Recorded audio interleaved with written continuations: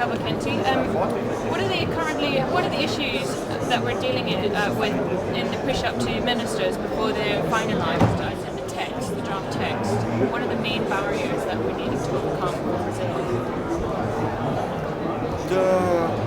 What I believe is a major concern in these final days of the COP15 are the same that existed before it started, is whether or not the United States is going to move in these negotiations.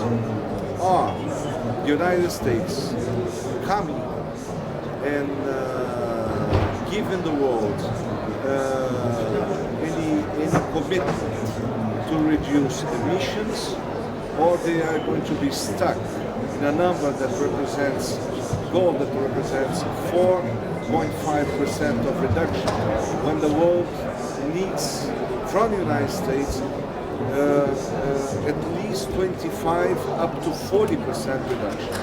So they are beyond far from the minimum. And the other countries are not going to commit if the country that has the major responsibility and is the second largest present emitter is not going to commit. So whether the United States is here and is negotiating and has something to give to the world, an answer to give to the world, a commitment that the world can believe or not. The United States is pretty much sticking to its guns at the minute for a 17% reduction. How do you feel about that, considering you're wanting a 20% onwards? It's 17% on the year based on 2005. When we calculate this, everybody calculate this, considering what the Kyoto Protocol wants for everybody, not only for the United States, that are the year base of 1990, this 17% represents 4.5%, not 17%. So how will red credits affect the carbon markets? Sorry? How will red forestry credits affect the carbon market? No, red credits is going to depends on what is going to be negotiated here. Brazil strongly supports the modality that we call Red Plus, and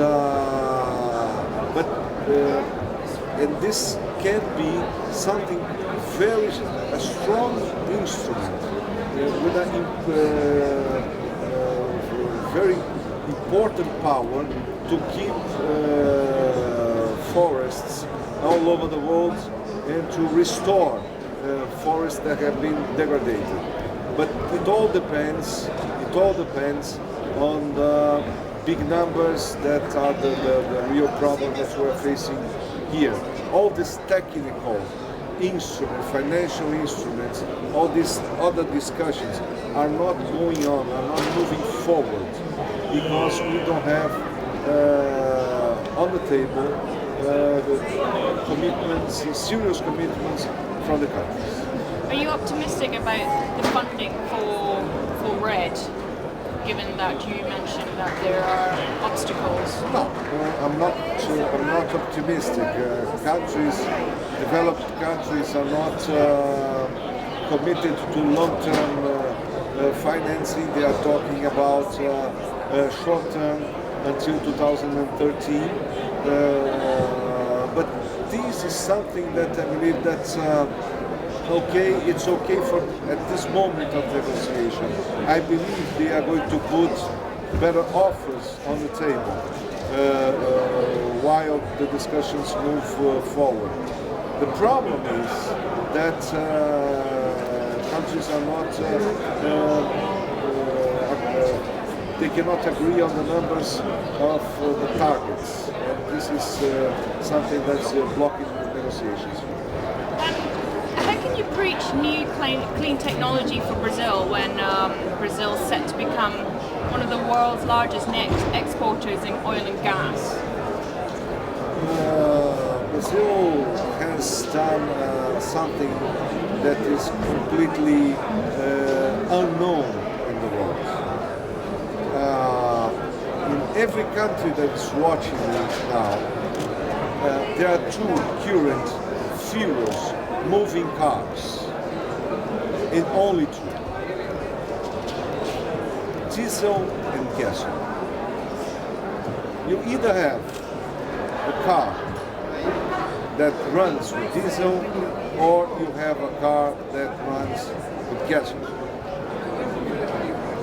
Brazil is the only country in the world where we have flex fuel cars that use ethanol cars, that use ethanol as fuels.